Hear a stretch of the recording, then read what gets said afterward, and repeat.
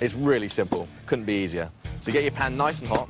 We're going to make something called a roux, which is basically a butter and flour paste. 50 grams, chuck it in there. And then put in the same amount of plain flour. This is just to give the cheese on toast a bit of body. Give it a little shizzle around. A bit of local ale. Pour some in there.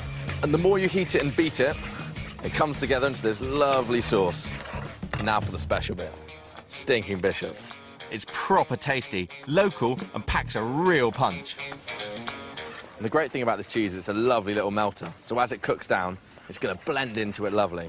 And just to spice it up, I'm going to make a plum chutney. So I've chopped 5 big plums into nice little chunks straight into a pan. Any chutney needs some sweet, some sour, and a bit of a kick. So I'm adding grated root ginger, muscovado sugar, and cider vinegar.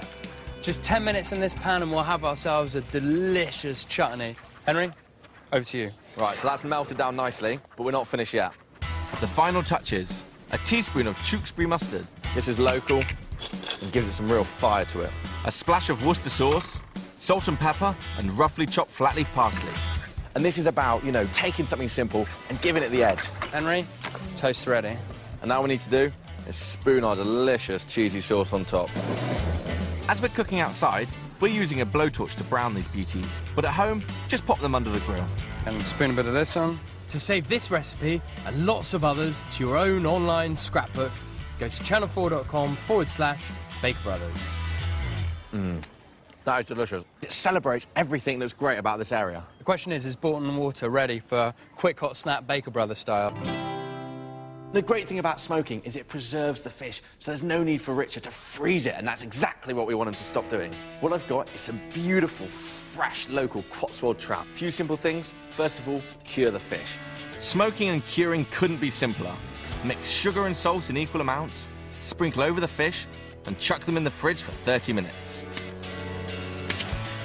So by curing it, it enables the trout to take on the flavour of the smoke much better. Just 30 minutes, really easy. Quick rinse off. Now what we're doing, we're hot smoking this trout. This is so easy, it's almost not a recipe. Line a baking tray with foil so you don't ruin it.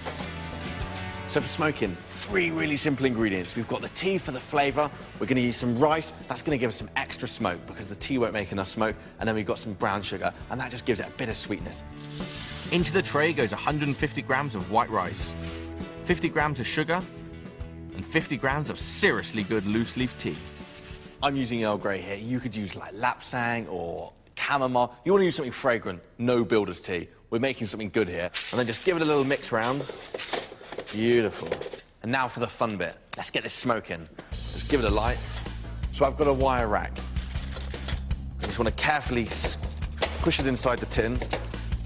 The brilliant thing about this recipe is you don't need any fancy equipment. So I'm just going to put the 2 trout onto the wire rack. You can see it's already starting to smoke, and the smell is amazing. I'm getting that beautiful wafting of the fragrant tea. Put a tin lid on top. That forms a smoke chamber. It's going to take about 6 minutes for 300-gram trout. Just enough time for a quick brew. This is called hot smoking. The fish cooks while absorbing that amazing smoky flavour. So these trout have had 6 minutes. Let's have a little peek. Wow, look at that. All we need to do now is turn the heat off and leave it for about 30 minutes to cool. Now for some delicious bread to go with that wonderful trout. And I'm going to make wheaten bread. Not only is it quick and it's really easy to make, but it's going to go deliciously with that smoked trout.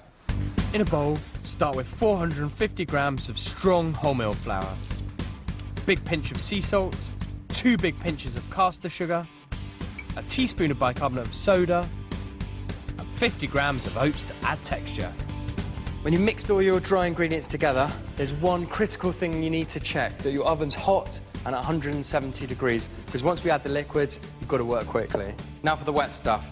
200 millilitres each of milk and buttermilk.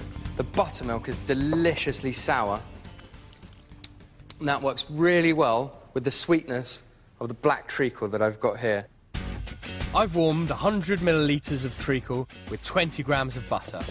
And this bread doesn't need any kneading. You just have to mix it together until there's no dry lumps in it. Even better, there's no waiting for it to rise before baking. Just drop the dough in a loaf tin, which I've buttered and scattered with oats.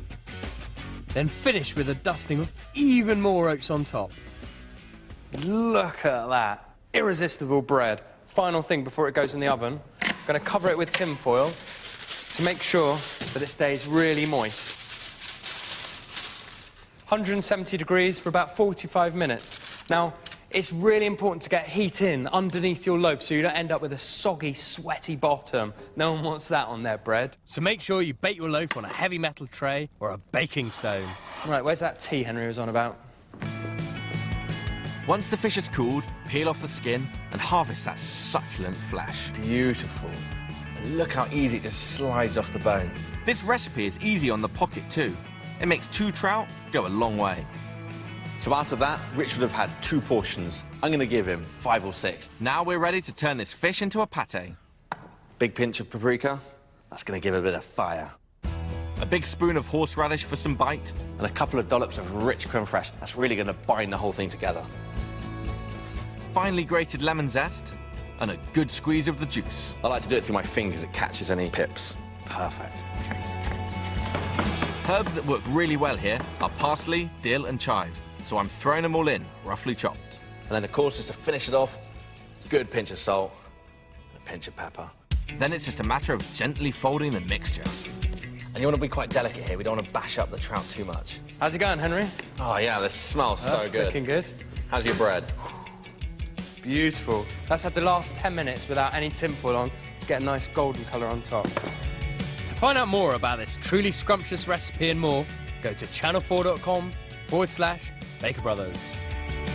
That looks beautiful, doesn't it? You've got the rich bread, you've got the smoky fish, it's delicate, it's delicious, and it screams of Cotswolds.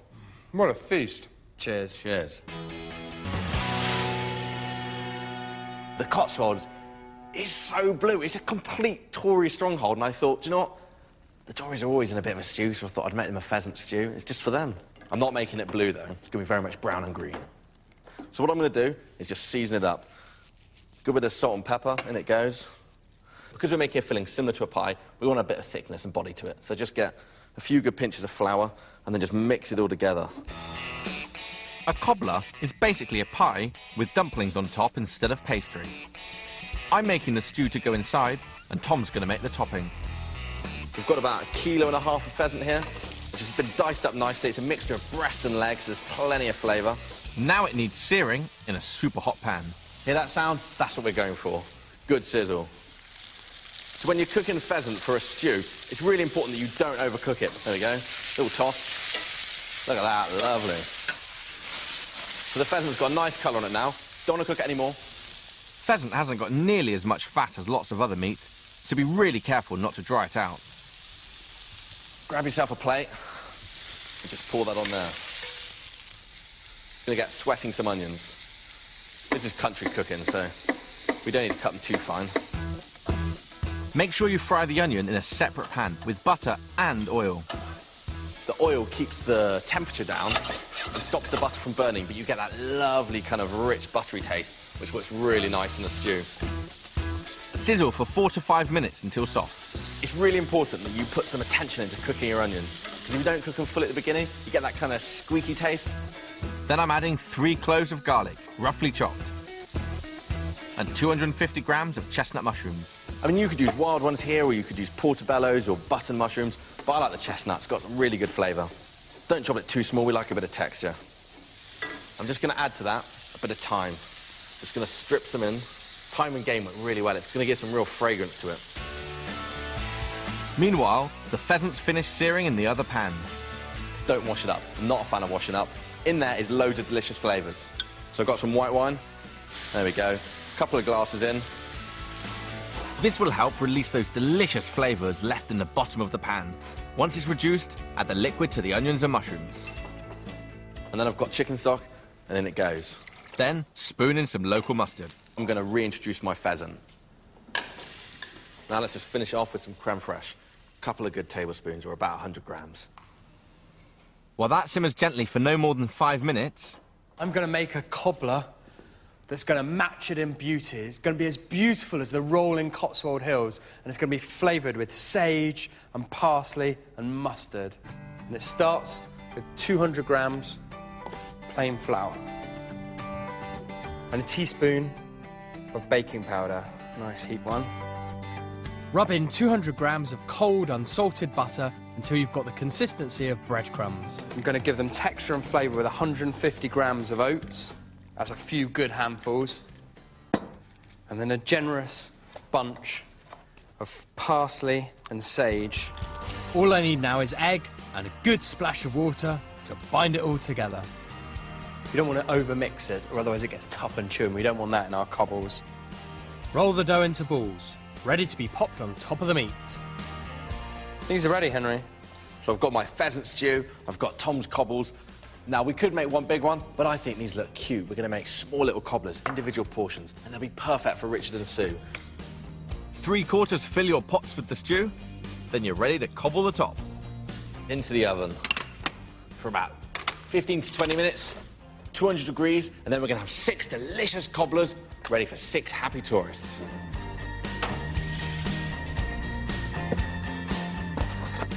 Look at those. Don't they look beautiful?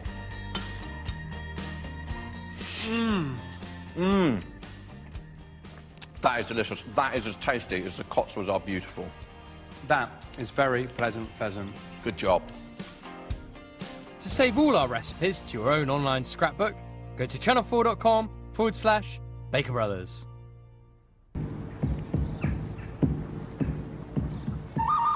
It's high tea in Bourton, and time for the showdown. Because this village ain't big enough for 2 types of scone. The rules are simple. Who's quicker on the draw? Me making scones from scratch? Or Sue with her commercial scone mix? Sue, are you ready for a scone off? Bring it on. Go. Okay, here's my flour, plain flour, in with the baking powder, in with the salt to season it. Give that a stir around. I'm going to add the butter to that, and that goes over to the mixer. So I'm just breadcrumbing the butter into the flour. Okay. Then in goes the sugar and milk. I'm determined to prove to Sue that the only scones are scones made from scratch, and the extra bit of time it takes to make them will be rewarded by the taste. Okay, so now I need my sultanas. And as the dough starts to come together, I just chuck these in. It's quite a wet mix, isn't it? Yeah, it's wet mix. Well, you're much quicker than me. How am I doing for time, Sue? 4 minutes 37 and counting. Heck, I must be enjoying myself too much. Then I've got egg yolk to glaze. And done! Okay. 6 minutes 13. 6:13. Can I just say we need to add the time on for weighing out all your ingredients? Do you want to give me a 1-minute penalty? I think much longer than that, Tom, to weigh out all those ingredients and chop the butter. Let's settle on 4 to make it around 10 minutes then. Okay. Okay, a deal. 4 minutes? That's one heck of a penalty. Sue's so gonna beat my prep time with her packet mix. Okay, on your marks, get set, scone. My pre-made mix is going in. In Sue's version, there's no fruit, no butter, and no milk. Just water and 5 minutes in the mixer. The added advantage to my system is I now have 5 minutes to go and do other jobs. Oh, right. So 5 minutes. Yeah. Does it change tone when it's ready, or...? We listening out for a B flat or something?